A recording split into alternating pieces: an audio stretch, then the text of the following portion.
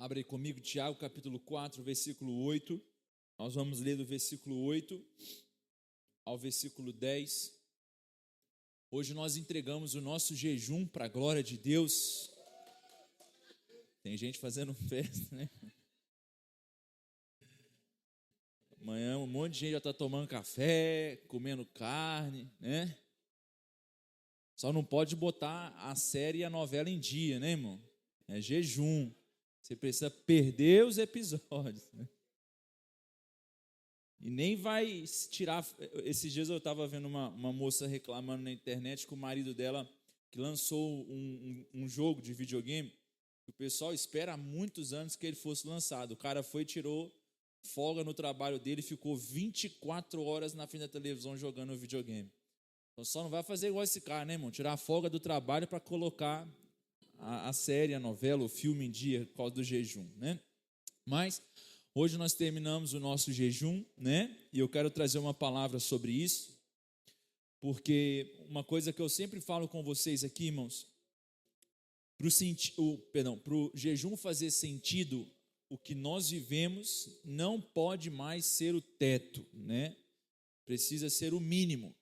Então nós jogamos a régua da nossa vida com Deus para cima e agora a gente mantém, né? Não é mantendo, tirando o café, mas nesse tempo eu presumo que você orou mais, você leu mais a palavra, você esteve mais quebrantado, então é guardar esse coração. Tiago capítulo 4, versículo 8 ao 10, vamos ler aqui rapidinho que eu quero trazer uma palavra, diz o seguinte: cheguem perto de Deus e Ele se aproximará de vocês.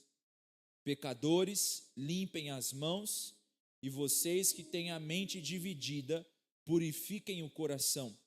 Entristeçam-se, lamentem e chorem. Troquem o riso por lamento e a alegria por tristeza. Humilhem-se diante do Senhor e Ele os exaltará. Feche os seus olhos. Senhor, nosso Deus e nosso Pai, Deus, é no nome de Jesus que nós oramos diante da Tua presença, que o Teu Espírito Santo continue a se mover em nosso meio, Pai. Nós oramos para que o Teu Espírito Santo venha tomar o nosso coração, venha tomar a nossa vida, a nossa alma e venha gerar frutos em nós, Pai, pela Tua palavra.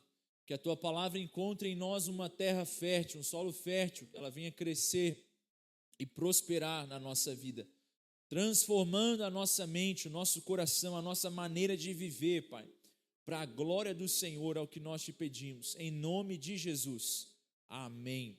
Pode se assentar em seu lugar em nome de Jesus.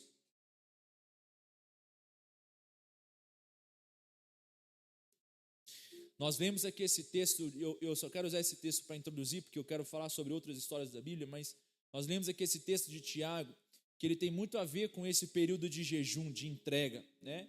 Então ele está falando aqui, olha, cheguem perto de Deus e Ele se aproximará de vocês, ou seja, quanto mais eu me aproximo do Senhor, mais dele eu tenho. E ele vai dizer, pecadores, limpem as mãos, e vocês que têm a mente dividida, purifiquem o coração. O que ele está falando aqui? Ele está falando sobre arrependimento. Ele está falando não sobre um arrependimento aparente, né? Ou seja, me arrepender do que as pessoas conseguem ver em mim, mas ele fala sobre purificar o coração.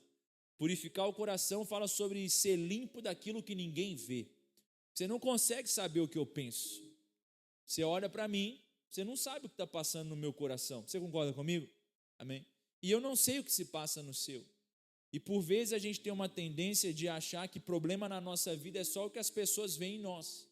Só que a gente se esquece que nós não somos, no fim, avaliados pelo que as pessoas dizem a nosso respeito, mas sobre o que o Pai está vendo em nós e pensa a nosso respeito. Lembra isso de Jesus? O que dizem sobre mim? Eles vão dizer várias coisas, mas Jesus fica com a afirmação de Pedro. Por quê? Pedro disse algo mais inteligente? Não, ele disse algo que veio de Deus. Então, nós precisamos tomar esse cuidado, porque Deus vai nos avaliar com muito mais firmeza do que as pessoas vão nos avaliar. E aí ele vai dizer ainda mais, entristeçam-se, lamentem e chorem. E parece ser estranho, né? Porque quando a gente fala sobre jejum, a gente sempre traz para um lugar de triunfo, de vitória, de promessa. Mas por vezes não, o jejum precisa ter isso, sabe, de nos levar para esse lugar de quebrantamento, de quebra da nossa alma, quebra do nosso coração, estar assim mais sensível a Deus. Ele vai dizer: troquem o riso por lamento e a alegria por tristeza. Não que você precise ficar melancólico, depressivo, não, mas de você entender nesse período de tempo que existe muito mais para se arrepender do que para se gloriar. E ele termina dizendo: humilhem-se diante do Senhor e Ele os exaltará.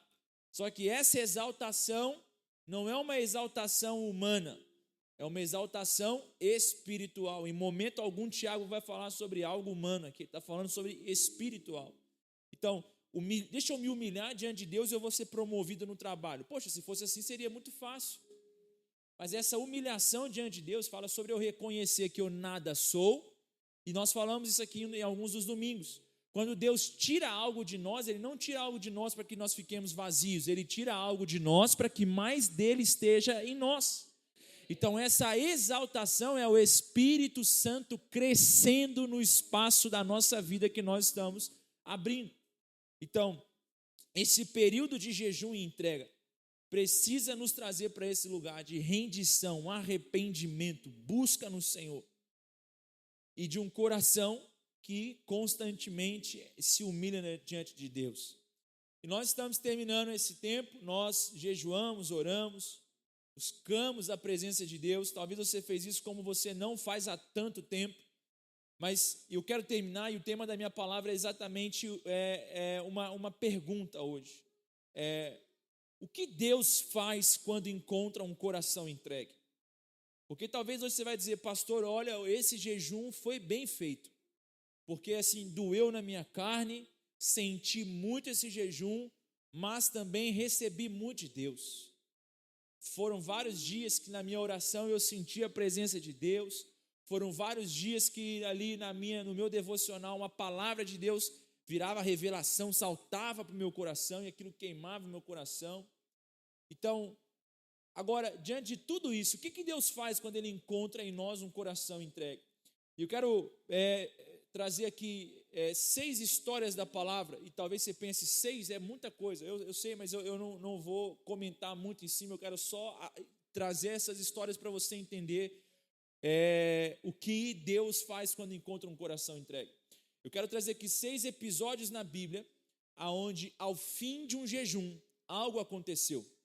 Então, eu quero trazer 6 histórias aqui sobre 6 coisas diferentes que aconteceram após um tempo de jejum de uma pessoa, de uma nação, enfim. E a primeira história que eu quero usar está lá em Jonas capítulo 3, você não precisa abrir, eu não vou ler, eu quero só passar aqui por esse texto. Você conhece a história do profeta Jonas, né, que foi engolido pelo grande peixe, e eu acho uma pena que a coisa mais famosa na história de Jonas é isso, que ele foi engolido por um grande peixe. Porque a coisa mais legal na história de Jonas é o começo e o fim. O começo é Deus mandando ele levar uma palavra de condenação sobre uma nação inteira, porque eles praticavam a violência, e Deus havia reprovado eles. E o fim fala sobre quando Jonas, ele resiste, quando Jonas vai, enfim, entrega essa palavra, porque Deus disse para Jonas que destruiria aquele povo. Quando Jonas entrega a palavra, o povo se arrepende. Uma nação inteira se arrepende. Eles vão jejuar, né? E ao fim do jejum, né?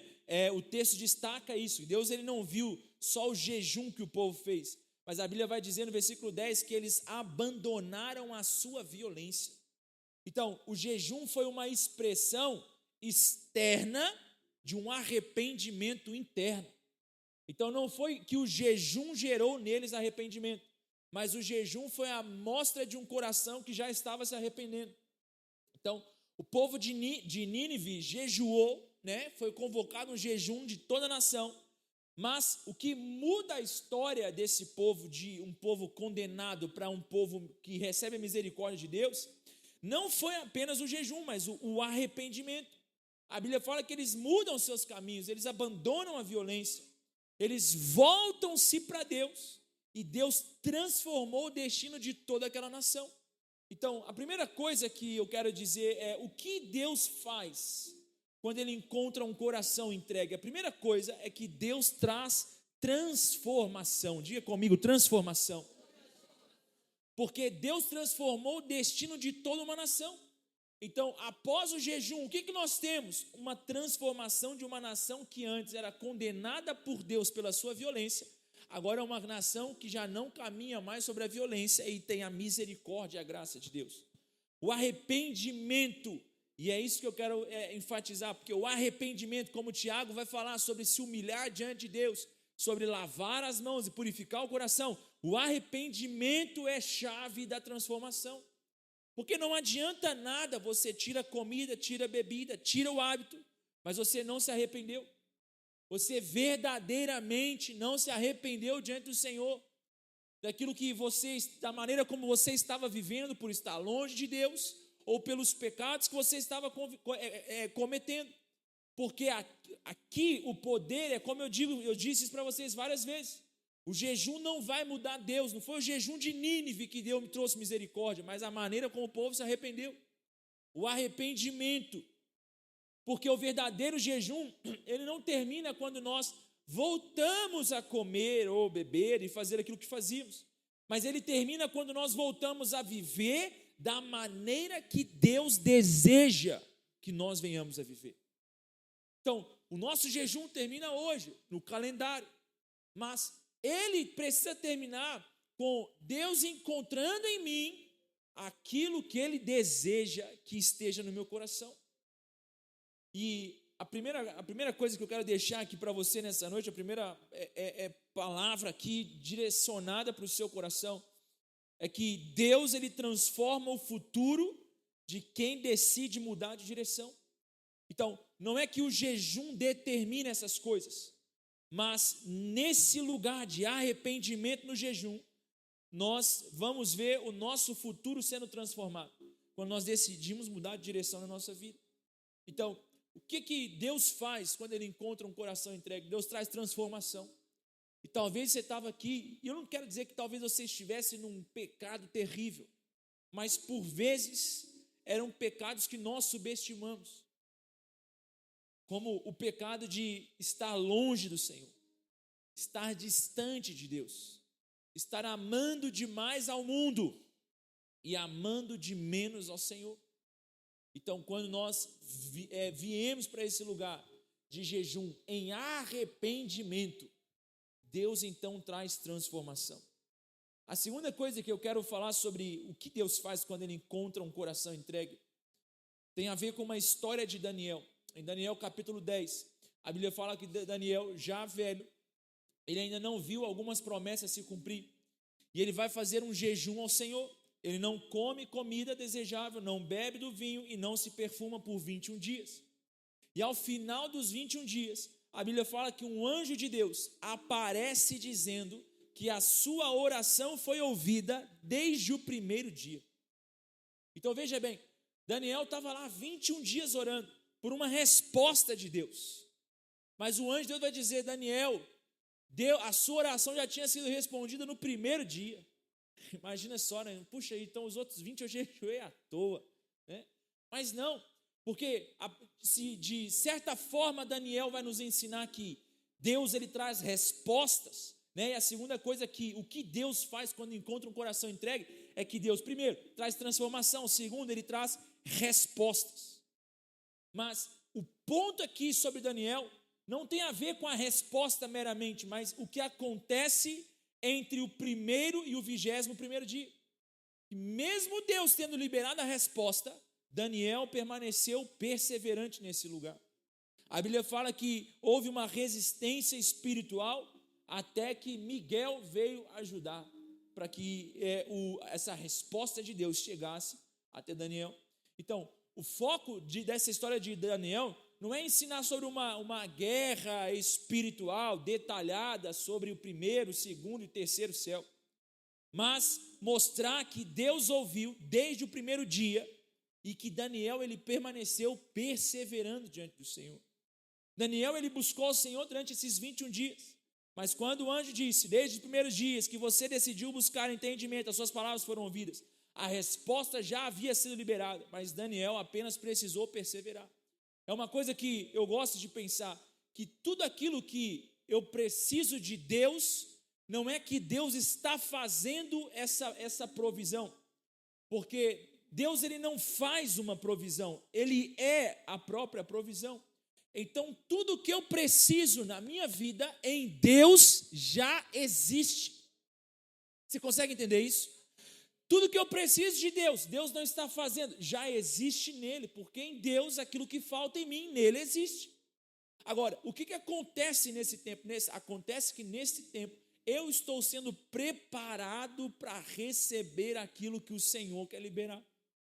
Então, durante esse tempo de Daniel, entre começar o jejum, a resposta liberada, mas a resposta chegar, Daniel permaneceu perseverando no Senhor. É isso que fala em Colossenses, um texto que nós lemos alguns domingos para trás, que aquele texto que diz que e não nos cansemos de fazer o bem, pois no tempo certo colheremos, se não desanimarmos, porque no Senhor já existe algo liberado.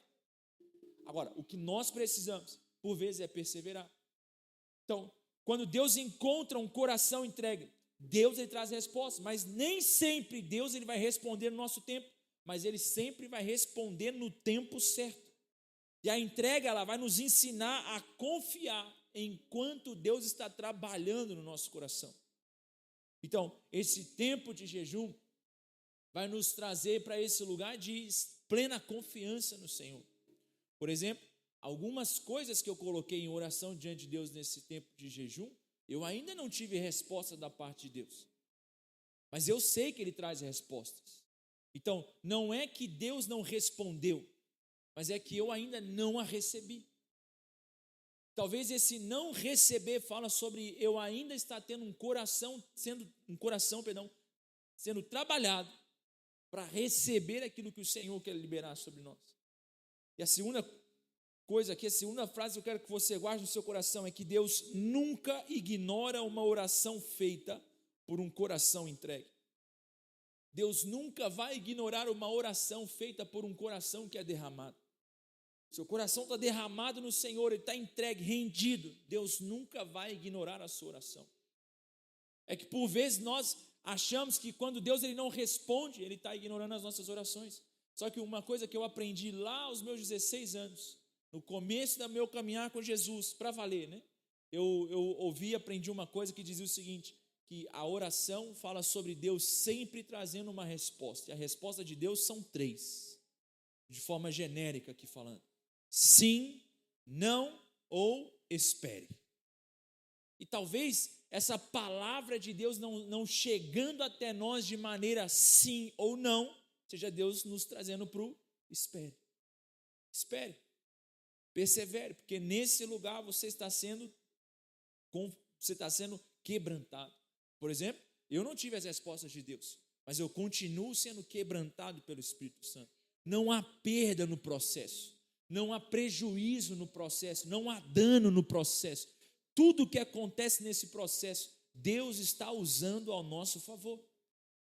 A terceira coisa que acontece quando Deus encontra um coração entregue, fala sobre uma história de Esther, lá no do capítulo 4 ao capítulo 5.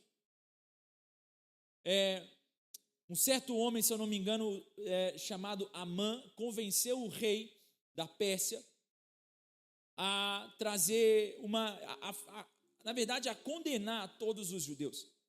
Na verdade, a decretar o extermínio dos judeus, a matar os judeus. Isso é uma forma bem clara. E Mardoqueu era tio de Esther. E bem rápido, quem era Esther? Esther era uma mulher, uma jovem muito bonita, que isso talvez pareça bem feio dizer, mas a graça de Esther estava na beleza de Esther, porque ela era tão bonita, que o rei escolheu ela como uma de suas esposas. E aí, quando ela está no palácio, Mardoqueu vai dizer para Esther: Esther, você precisa intervir. E tem um texto que é muito legal, que Mardoqueu vai dizer o seguinte: olha, se você se calar, certamente Deus vai trazer provisão de algum lugar, mas talvez você e a sua casa perecerão. Quem sabe não foi para um tempo como esse que Deus te levantou. Só que qual era o problema de Esther? Havia uma lei E essa lei persa, ela dizia que qualquer pessoa que entrasse na presença do rei sem ser chamada, ela poderia ser condenada à morte, caso o rei não estendesse o cetro. Então, qual era o problema de Ester? Ela estava diante do extermínio dos judeus e diante da sua própria morte se ela fosse intervir com o rei. Mas pastor, ela não era esposa? Sim, e uma coisa não tem nada a ver com a outra, sobretudo naquele tempo. E quando Ester ela é colocada nesse lugar de confronto, o que ela precisa aqui? Ela precisa de ter coragem para fazer aquilo que ela deveria fazer. E o que Mardoqueu vai dizer para ela assim, olha, quem sabe se não foi para um tempo como esse que Deus te levantou? Ele está querendo dizer, Ester, será que não é por isso que você é tão bonita como você é? Será que não foi por isso que pela sua beleza o rei se encantou?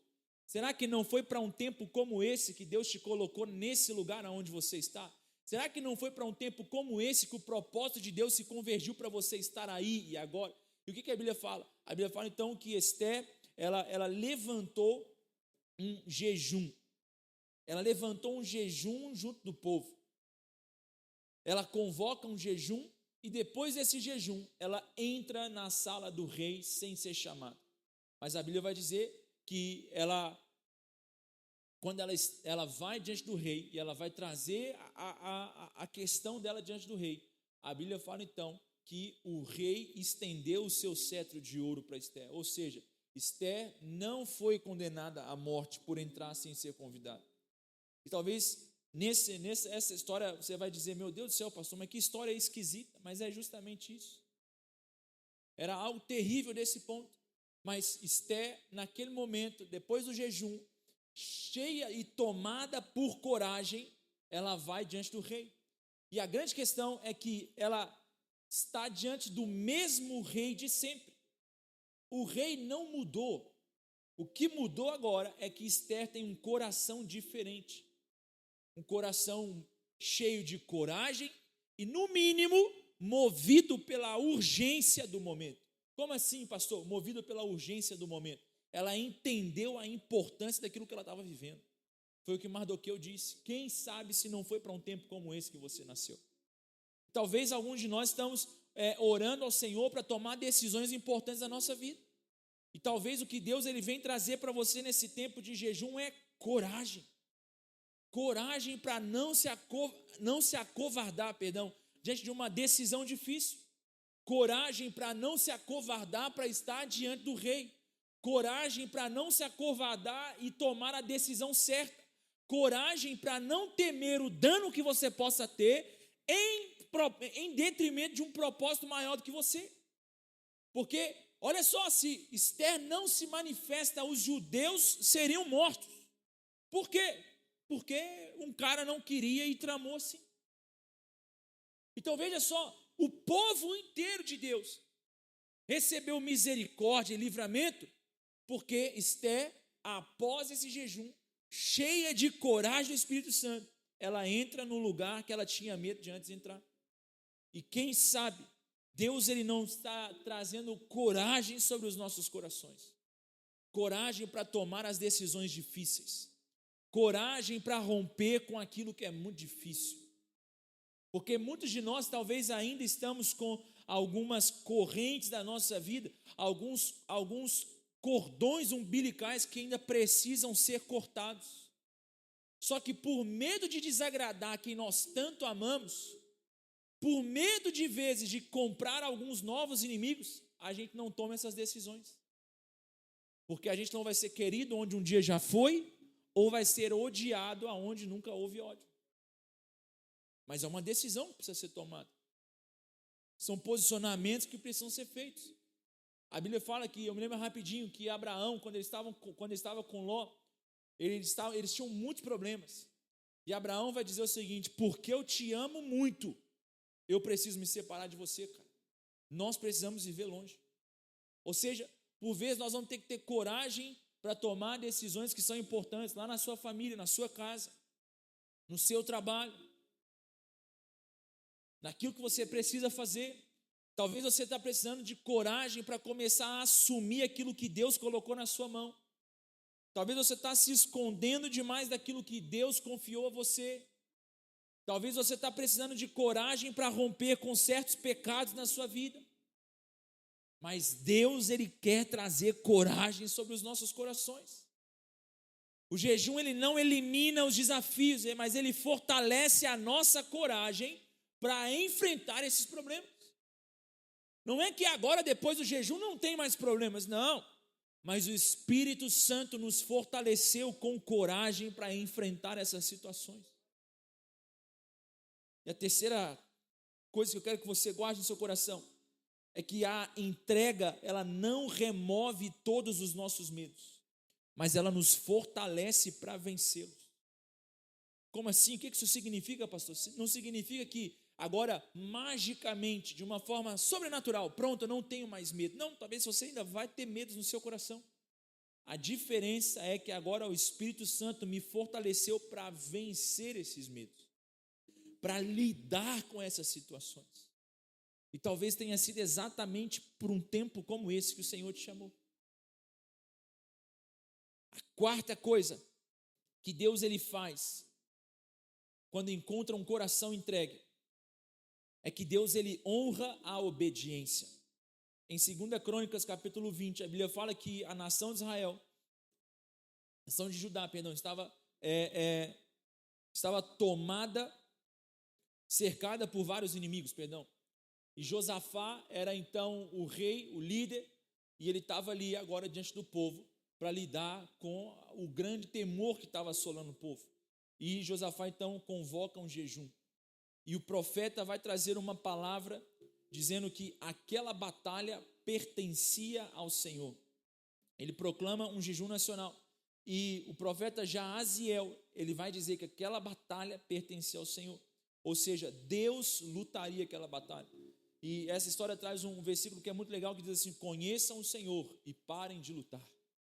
E de fato, essa história vai dizer que Deus foi lá e derrotou os inimigos. Não foi o povo que pegou em lanças e espadas, não. Eles se posicionaram, foram para o campo de batalha, começaram a cantar louvores, entoar canções, mas a Bíblia fala que o anjo do Senhor desceu e derrotou todos os seus inimigos. Mas veja bem, depois do jejum, eles ainda precisaram se colocar em marcha. Eles jejuaram, Deus respondeu e disse: a batalha é minha, conheçam o Senhor, parem de lutar, está tudo certo, está garantido. Mas ainda assim, Josafá precisou colocar o povo em marcha, porque Deus disse: marchem, vão, se posicionem. Eles ainda precisaram obedecer. E essa palavra obedecer, ela é uma coisa muito simples, porque na nossa cabeça, quando nós nos tornamos adultos, nós passamos a obedecer. Mas essa talvez seja um grande engano no nosso coração. Porque quantas coisas simples na nossa vida que Deus já nos pediu e nós não obedecemos ao Senhor. Uma dificuldade tão grande que temos por vezes de ser obedientes ao Senhor em coisas simples. De obedecer a Deus em coisas corriqueiras. Obedecer a Deus na oração, obedecer ao Senhor na leitura da palavra, são mandamentos do Senhor para nós. Obedecer em amar o próximo, obedecer em amar o Senhor. Então, não é que a obediência é uma palavra simples porque você tem mais de 18 anos. Obediência, ela é algo que no nosso coração nós vamos ter que lidar durante toda a nossa vida. E a falta de obediência, ela vai mostrar o quê? Imaturidade. Por exemplo, meu filho tem 2 anos e meio, ele está numa fase terrível, muito rebelde, extremamente desobediente. Nós acabamos de chegar de viagem, eu achei mais 3 cabelos brancos na minha cabeça. Ele é muito desobediente, ou ele não é, perdão, ele está muito desobediente. Por quê? Porque ele tem 2 anos e meio. Não é porque ele é uma criança especialmente desobediente, não, ele é uma criança. Ele é imaturo. A falta de obediência, ela é um sinal de imaturidade. A mesma coisa você aplica na sua vida espiritual. A falta de obediência ao Senhor é um sinal claro de imaturidade. E aí o que a gente faz? Nós queremos fazer igual Saul. Saul, Deus mandou ele exterminar todo o povo, todo o gado, tudo que tinha do povo, e ele preservou.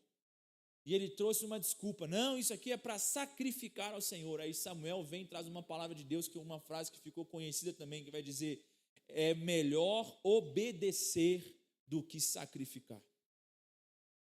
Porque por não obedecer ao Senhor, nós queremos procurar atalhos dos nossos sacrifícios. Fazer demais aquilo que Deus não pediu, enquanto fazemos de menos aquilo que Ele já nos orientou. Mas quando Deus encontra um coração entregue e obediente, Deus traz honra. Foi enquanto obedeciam, enquanto o povo e Josafá obedeciam a Deus, Deus lutou por eles. O jejum, ele nunca vai substituir a obediência que precisamos entregar. Ele nos fortalece nessa luta para obedecer ao Senhor. Porque obedecer, como eu disse, continua sendo melhor do que sacrificar ao Senhor. E a quarta coisa que eu quero deixar ao seu coração é que o jejum prepara o coração, mas a obediência, ela libera o caminho. Tem uma música americana que há uns 8 anos atrás, ou 9 anos atrás já, eu me lembro que eu ouvi essa música num período específico da minha vida, quando a minha família estava saindo de Belo Horizonte e eu ia ficar em Belo Horizonte, porque Deus tinha me pedido. Eu estava naquela luta de ser obediente ao Senhor. Eu lembro que tinha uma música que ela era muito legal, e ela tinha uma frase que dizia o seguinte, que a simples obediência mudou a história. E aquela frase ficou guardada no meu coração: a simples obediência muda a história, uma simples obediência muda uma história. E de fato, eu poderia usar vários exemplos na minha vida, mas vamos usar um só: Cristo Jesus no jardim de Getsêmani. Ele sente o peso da morte e vai orar dizendo ao Senhor: Pai, se possível, afasta de mim esse cálice. Mas ele termina a oração dizendo: contudo, não seja feita a minha vontade, mas a tua. Obediência. A simples obediência, uma simples obediência mudou a nossa história. Então, o jejum, ele prepara o nosso coração para ser obediente, porque a obediência, ela libera caminho. Deixa eu acelerar bem rapidinho para eu terminar aqui. A quinta coisa: o que Deus faz quando Ele encontra um coração entregue? Nós vamos ler em Atos capítulo 13, não precisa ler, eu vou ler bem rapidinho, não precisa abrir, eu vou ler rapidinho. Atos capítulo 13, no versículo 1 ao 3, a palavra do Senhor vai dizer que na igreja de Antioquia havia profetas e mestres: Barnabé, Simeão, chamado Níger, Lúcio de Cirene, Manaém, que fora criado com Herodes, e o tetrarca, e Saulo. Enquanto adoravam ao Senhor e jejuavam, o Espírito Santo disse: separem-me Barnabé e Saulo para a obra que os tenho chamado. Assim, depois de jejuar e orar, impuseram-lhe as mãos e os enviaram. O que é a quinta coisa que Deus faz quando Ele encontra um coração entregue? Deus nos tira do conforto. Como assim? A igreja de Antioquia era uma igreja especialmente abençoada. Tinha muitos mestres e profetas, homens de Deus. E ali, quando eles estavam naquele momento, orando e jejuando, o Espírito Santo disse a eles durante o jejum: separem-me Barnabé e Saulo. Quem era Saulo? Paulo. Então, o que Deus está dizendo? Vocês vão separar Barnabé e Saulo, e vocês vão se despedir deles, porque eles já não vão fazer mais parte da igreja de Antioquia. É como se Deus pegasse 2 líderes, 2 pastores, extremamente relevantes da nossa igreja, e dissessem: dê tchau para eles, porque eles estão indo embora. É como se Deus chamasse hoje e dissesse: olha gente, hoje dá tchau ao pastor João Pedro, dá tchau ao pastor Marcelo, porque eles estão indo embora. Eles vão fazer a minha obra em outro lugar. E aí, quando a gente olha para essa perda, o que a gente pensa? Pronto, prejuízo. Como assim Deus nos traz prejuízo após jejum e oração? Só que quando nós olhamos para o nosso coração, nós enxergamos isso. Só que quando nós olhamos pela ótica de Deus sobre o reino de Deus, nós vamos entender que Deus, Ele sempre, pelo reino, vai nos tirar do conforto. Enquanto a igreja jejuava, adorava, Deus tira Barnabé e Saulo do meio do povo. Aparentemente, Antioquia perdeu seus 2 grandes líderes, mas na verdade, Deus estava expandindo o seu reino. O que isso significa para nós? Significa que talvez hoje, Deus Ele quer nos tirar do conforto que nós estamos. Quer nos tirar de um lugar muito cômodo na nossa fé. Porque olha só, você está no culto hoje, como o pastor Michel falou aqui durante a ministração, né? A gente olha para os jornais, os irmãos na Nigéria sendo mortos por simplesmente crer em Jesus, e nós estamos aqui, debaixo de um ar-condicionado, com um som no seu ouvidinho, um louvor legal, uma cadeira muito gostosa para você se sentar, e nós estamos confortáveis. Você vem ao culto, você dá o dízimo, você cumprimenta os irmãos, mas será que isso não está bom até demais? Porque até então está confortável, e o que seria talvez nos tirar dessa zona de conforto? Talvez seja você fazer aquilo que você não está fazendo. Talvez isso seja você pregar a palavra para alguém. Quanto tempo faz que você não evangeliza uma pessoa? Quanto tempo faz que você não prega para alguém? Não convida alguém para um culto? Quanto tempo faz que talvez você não se coloca à disposição de algo na igreja? Ou talvez quanto tempo faz que a gente já não olha mais com um olhar de misericórdia para as pessoas que estão ao nosso redor?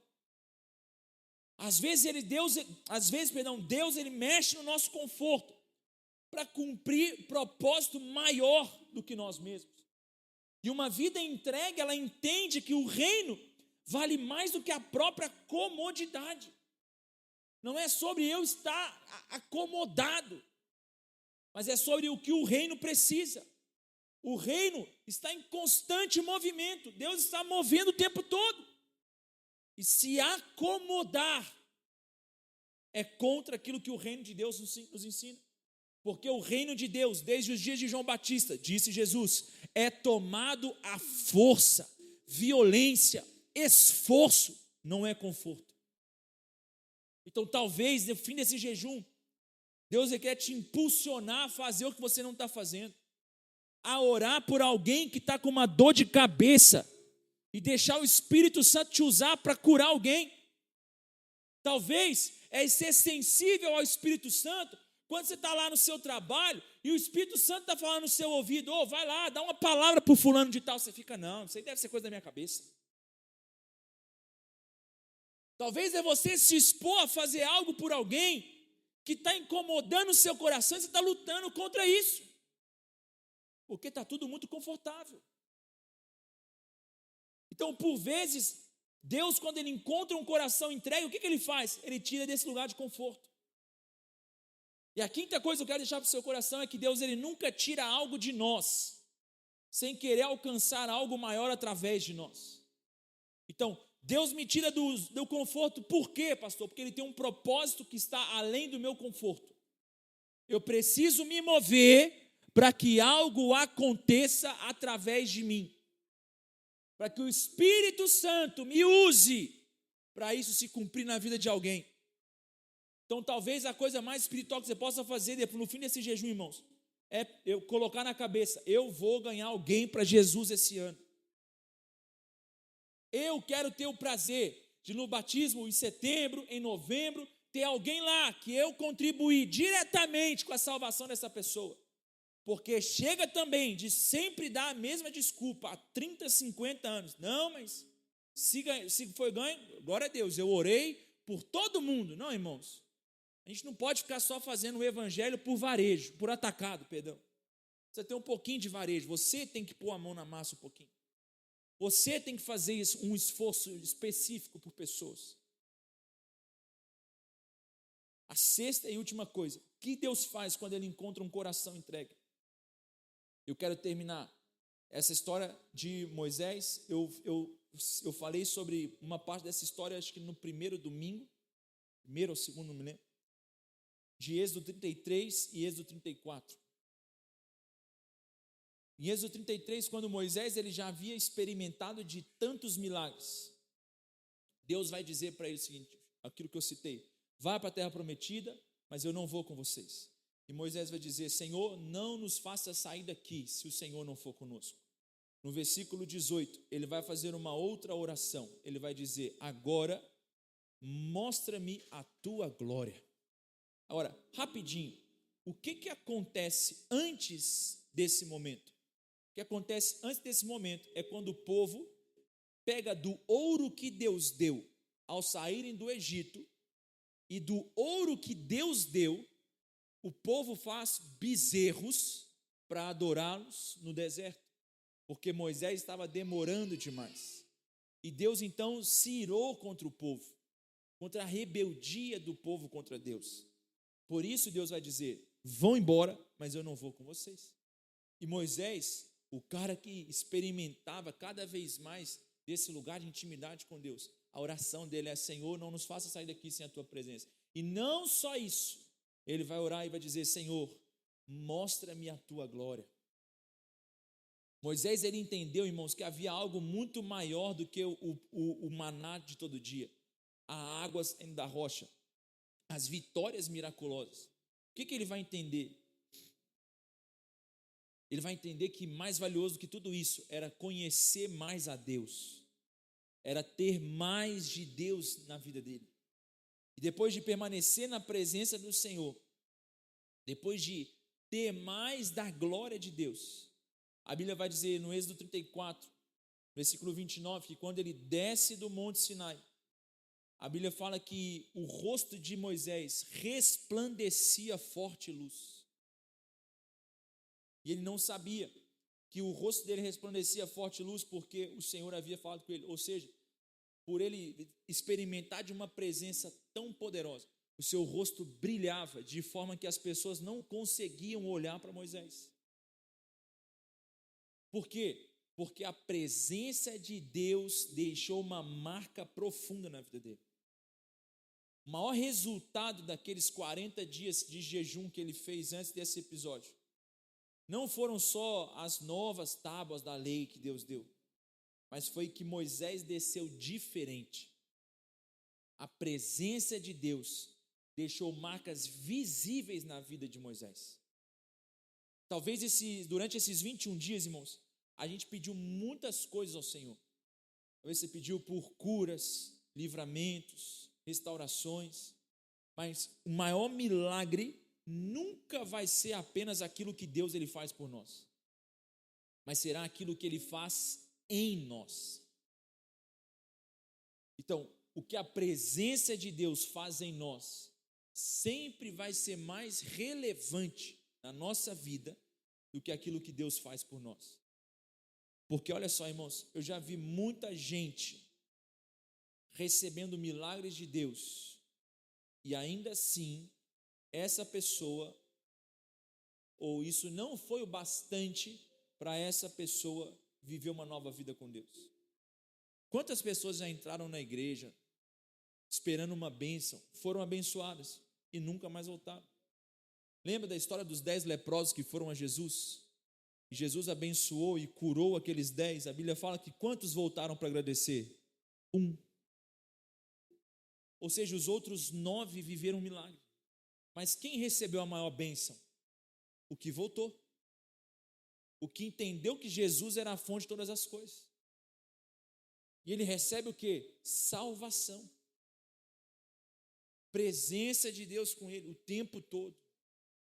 Por quê? Porque mais do que milagres e bênçãos na nossa vida, aquilo que mais vai transformar a nossa vida é a presença de Deus. O que a presença deixa de marca na nossa vida.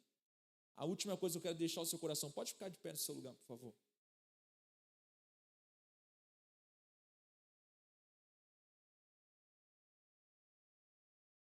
A maior evidência, irmãos, da presença de Deus não é o que ela faz por nós, mas é o que ela transforma em nós, é o que ela deixa de marca na nossa vida. E o que isso significa? Significa que nós precisamos sair desse jejum com uma marca da presença de Deus em nós. Você precisa, ao fim desse período de jejum, de entrega, você que se abdicou de algumas coisas ao longo desses 21 dias, o que a presença de Deus deixou de marca em você? O que Deus marcou no seu coração? Se você pudesse resumir esses últimos 21 dias em uma só palavra ou em uma só frase, o que isso resume no seu coração?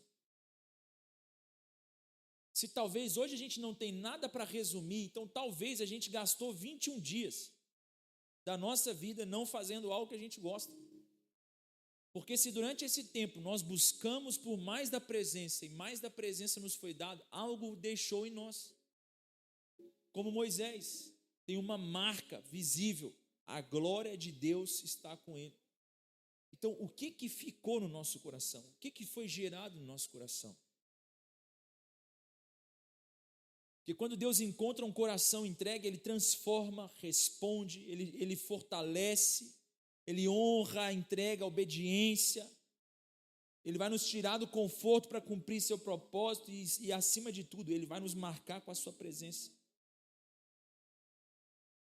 E hoje a gente não está encerrando, como eu disse no início, só mais um período de jejum, mas nós estamos redefinindo um novo rumo para a nossa vida. Você precisa sair de hoje, quando entregar esse jejum, dizendo assim, eu tenho um novo padrão de vida com Deus, porque a presença já me marcou. Não dá para ser menos do que isso. Eu não posso andar abaixo disso. Eu já sei que eu posso entregar mais, eu já sei que eu posso orar mais, eu já sei que eu posso me derramar mais, então menos do que isso já não faz mais sentido. Porque uma vida entregue, ela não termina quando a gente acaba um jejum, mas ela continua todos os dias, quando nós estamos caminhando cada vez para mais perto de Deus. Eu quero terminar esse culto hoje, esse nosso tempo de jejum e oração.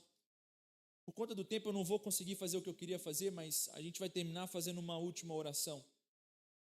Mas você precisa sair daqui hoje, meu irmão, com algo no seu coração. Algo precisa estar transformado em mim. Algo precisa ter mudado na minha vida. Qual é a marca que eu saio desses dias? Se eu verdadeiramente me entreguei ao Senhor e eu verdadeiramente me encontrei com Ele, então eu não posso mais ser quem eu era. Eu saio com algo novo em mim. Talvez a maneira como você via, até mesmo fisicamente falando, as coisas que você tirou desse jejum já não vão ser mais as mesmas. Mas mais do que isso, o que você leva com você? Porque quando Deus encontra um coração entregue, Ele faz alguma coisa. E algo precisa ter sido feito. Algo precisa ter sido gerado na sua vida. Então eu gostaria que você, por favor, fechasse os seus olhos por um minutinho só.